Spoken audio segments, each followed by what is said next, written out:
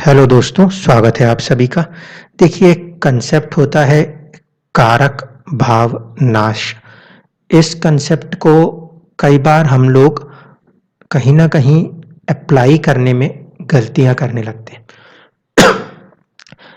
कारक भाव नाश का जो कंसेप्ट है, वो इस बात पे कहा गया है कि अगर कोई भी कारक ग्रह जिस भी भाव के कारक हैं, वहाँ पर बैठेंगे तो भाव का नाश होगा। लेकिन ये अपने आप में कहीं न कहीं एक गलत कंसेप्ट बन जाएगा। क्यों बनेगा? इसको समझिए।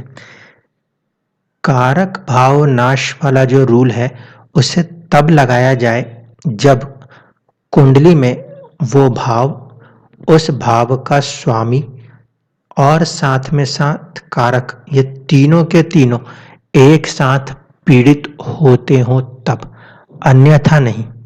मान लीजिए ये कुंडली अगर मैं 1 नंबर से बना दूं, मेष लगन की अगर कुंडली बनी हो और मेष लगन की कुंडली में आपको सपोज कि चंद्रमा जो है वो चौथे भाव में मिल जाए, तो यहाँ पर अगर चंद्रमा को बिठा दिया जाए तो इस चंद्रमा को देखकर हम ये कह सकते हैं कि चंद्रमा अपने ही भाव अपनी राशि में बैठे हैं।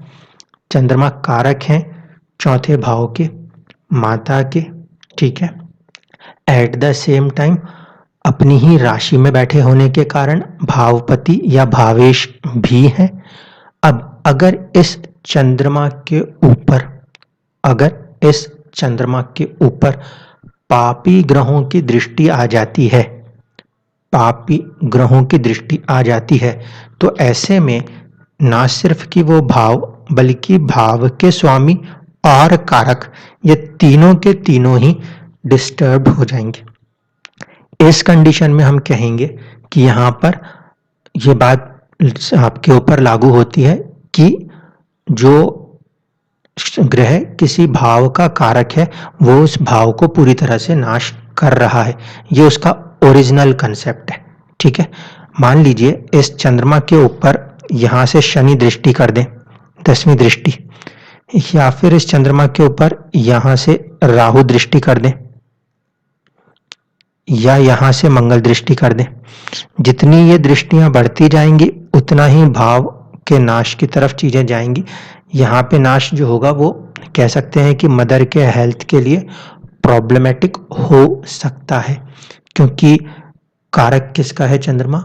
माता का, सुखों का, मन के सुखों का। तो उसमें कहीं ना कहीं कमी आ सकती है, ठीक है। कारक किसका, इसको भी ध्यान रखना है। ऐसा नहीं कि चौथे घर में देखा तो वहां पे उसको वाहन का कारक या भूमि का कारक बता दिया, नहीं। अगर ऐसा कॉम्बिनेशन है, 4 नंबर की राशि, चंद्रमा वहीं बैठे हुए और चौथा ही घर, तो फिर ये रूल के हिसाब से हम कह सकते हैं कि हाँ, मदर को थोड़ा सा प्रॉब्लम हो सकता है, संघर्ष हो सकता है। अब मान लीजिए कि इस कुंडली में ये जो ग्रह पोजीशन है ये चेंज हो जाए, यानी कि आपके चंद्रमा जो है वो आपको चौथे घर में बैठे हुए नहीं दिखाई दे, चंद्रमा अपनी प्लेसमेंट कहीं और शिफ्ट कर देंगे। मान लिया हमने कि ये जो चंद्रमा है ये चौथे घर में ना बैठे, ये चौथे घर में नहीं बैठ के सपोज कि इनको हमने प्लेस कर दिया आपके 9th हाउस में, यहाँ पे हमने चंद्रमा को बिठा दिया। ऐसे स्थिति में जो शनि है, शनि की दृष्टि 4th हाउस और राशि के ऊपर होगी, ठीक है। 4 नंबर की राशि पे भी और भाव पर भी, और शनि की तीसरी दृष्टि चंद्रमा के ऊपर होगी। यहाँ पे अकेले शनि ही कहीं ना कहीं माता को कष्ट दे सकते हैं। क्यों? क्योंकि यहाँ पर भी जो कारक है वो उस भाव में एग्जैक्टली नहीं बैठे, लेकिन जिसके वो कारक हैं और जो वो भाव है, वो दोनों की दोनों चीजें जो हैं कहीं ना कहीं डिस्टर्ब हो रही हैं। अब अगर यही कुंडली किसी दूसरे लगन से बन जाए, मान लीजिए कि मैं इस कुंडली को वृषभ लगन से बना देता हूँ। वृषभ लगन से अगर कुंडली बनाई जाए तो ये हो जाएगा आपका 2 नंबर, यहाँ पे हम ले लेंगे 5 नंबर। चंद्रमा को भी यहाँ से हटा लें अब देखें, अगर वृषभ लगन की कुंडली है, यहाँ पे 2 नंबर लिखा होगा, यहाँ पे आपको मिलेंगे 5 नंबर और यहाँ पे मान लीजिए मैंने चंद्रमा बना दिया। अब सूर्य की पोजीशन जो है वो डिसाइड करेगी कि फैक्टर क्या है। अगर कुंडली में सूर्य आपको यहाँ पे बैठे हुए दिख जाए तो ऐसे कंडीशन में फिर ये कंसेप्ट पूरा हो जाएगा कि कारक भाव नाश कर दे। क्योंकि ऐसे स्थिति में सूर्य के ऊपर भी शनि की दृष्टि है, यानी कि भाव के स्वामी पे भी दृष्टि है। जो उसकी राशि है 5 नंबर की जो भाव है उस पे शनि की 10वीं दृष्टि है। इस वजह से, और ये दोनों शत्रु हैं, साथ ही साथ चंद्रमा जो कि माता का कारक है वो भी कहीं ना कहीं इस दृष्टि में आ जाएगा। तो जब भाव, भावेश और कारक तीनों आ जाएं, उस कंडीशन में आप ये कह सकते हो कि ये लॉजिक पूरी तरीके से लागू होता है। सिर्फ इसलिए कि चंद्रमा जो है वो चौथे में बैठा है तो भाव का नाश करेगा, ऐसा नहीं है। मान लीजिए ये सूर्य यहाँ ना बैठे, ये सूर्य यहाँ से हट के सपोज किसी कुंडली में आपको अष्टम में या द्वादश में दिख जाए। मान लीजिए यहाँ पे हमने सूर्य को बिठा दिया। अब ऐसे कंडीशन में शनि जो है वो भाव को और चंद्रमा को जरूर देख रहे हैं 10वीं दृष्टि से, लेकिन भावेश इसमें बाहर है।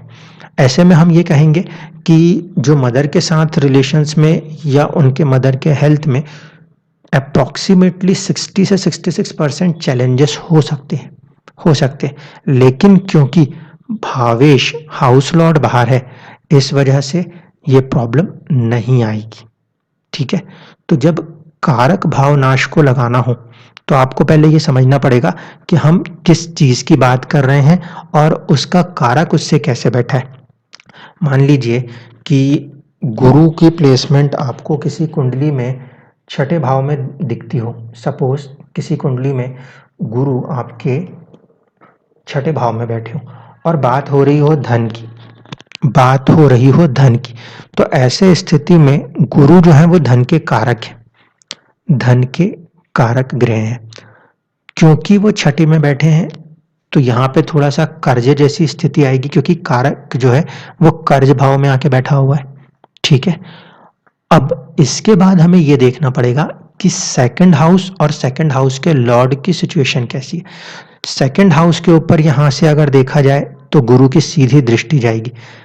ठीक है, तो जो कारक है, धन का जो कारक है जिसे हम गुरु मानते हैं, वो छठे में बैठ के सेकंड हाउस पे दृष्टि दे रहे हैं। अब अगर आपके सेकंड हाउस में सेकंड हाउस के लॉर्ड बैठे हुए हैं तो फिर हम कह सकते हैं कि जातक के पास कहीं ना कहीं किसी ना किसी तरीके से धन रहेगा, लेकिन कारक की स्थिति क्योंकि छठे में है तो यहाँ पर कर्ज वाली स्थिति भी बन सकती है। अगर ये गुरु छठे में ना बैठ के मान लीजिए आपको 8वें में बैठे हुए दिख जाए, तो गुरु जो है वो कारक है धन के, और कारक अपने भाव को देख रहे हैं, सेकंड हाउस को देख रहे हैं। अगर सेकंड हाउस और सेकंड हाउस के लॉर्ड भी स्ट्रांग हुए तो 8वें में बैठे हुए गुरु भी बहुत ज्यादा धन दे सकते हैं। इसी तरीके से आपको 10वें में अगर गुरु बैठे हुए मिलते हो, 10वें में भी गुरु बैठेंगे तो सेकंड हाउस के ऊपर उनका एस्पेक्ट होगा। ठीक है, ऐसे कंडीशन में अगर बात की जाए कोई ग्रह गुरु को भी पीड़ित कर दे, गुरु के साथ साथ सेकंड हाउस और उसके लॉर्ड को पीड़ित कर दे, तो उस कंडीशन में जाकर आप ये कहोगे कि जो सेकंड हाउस से जुड़ी हुई चीजें हैं उसमें लॉस हो रहा है। लेकिन अगर इन्हीं पोजीशंस में कोई शुभ ग्रह, कोई भी शुभ ग्रह इन कारक और उन भावों को देख ले, इन कारक और उन भावों को देख ले, तो ऐसे स्थिति में वो उस भाव को और भी ज्यादा पॉजिटिव रिजल्ट्स देने लगेंगे। मान लीजिए यहाँ पे 3 नंबर अगर लिखा हो, यहाँ पे आपके वृषभ लगन में जो सेकंड हाउस है उसमें आपको मिथुन राशि मिल जाए और इसके बाद आपको आपके जो बुध है वो चौथे भाव में मिल जाए, तो ऐसे कंडीशन में